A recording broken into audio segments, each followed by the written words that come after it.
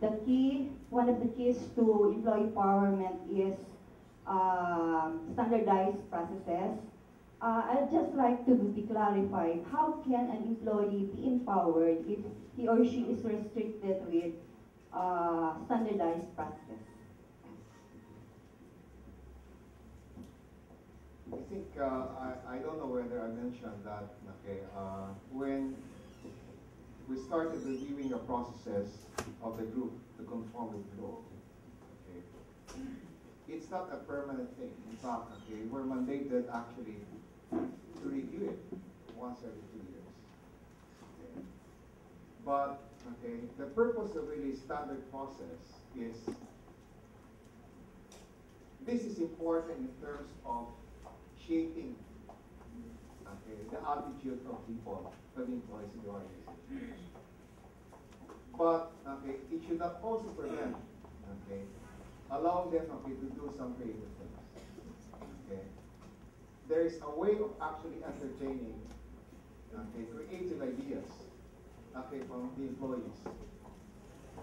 So we put that mechanism so that, okay, we are able, okay, also, okay, to capture, okay, some new ideas from the people, okay, to continually improve, okay, the organization.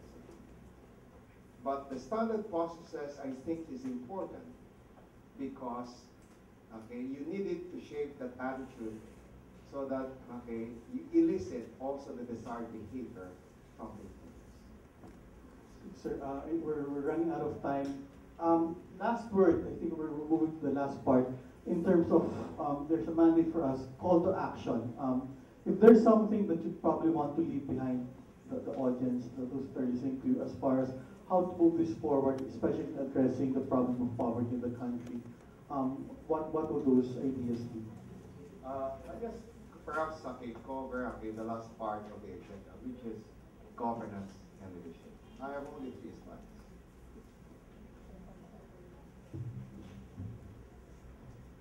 Now, you are here because, okay, you are leader, one way or the other, in your own country.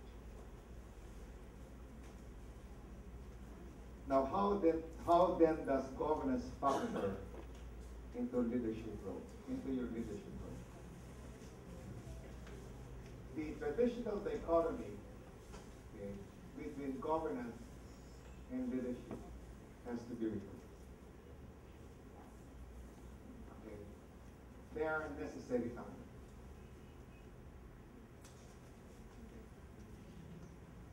Reforms can only happen in an organization if you have both governance and leadership.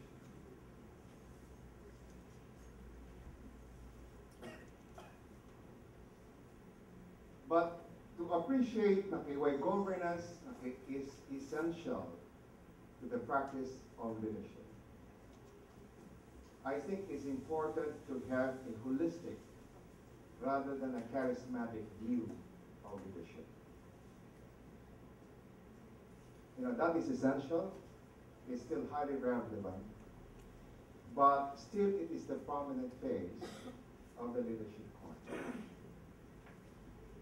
Now, the truth is, no institution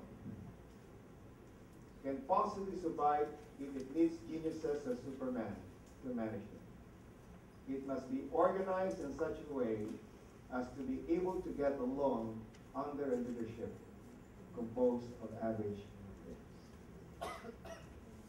I think it's important, okay, if you are to rebuild, okay, if you are to capacity an institution, you've got also to capacitate people working in this institution.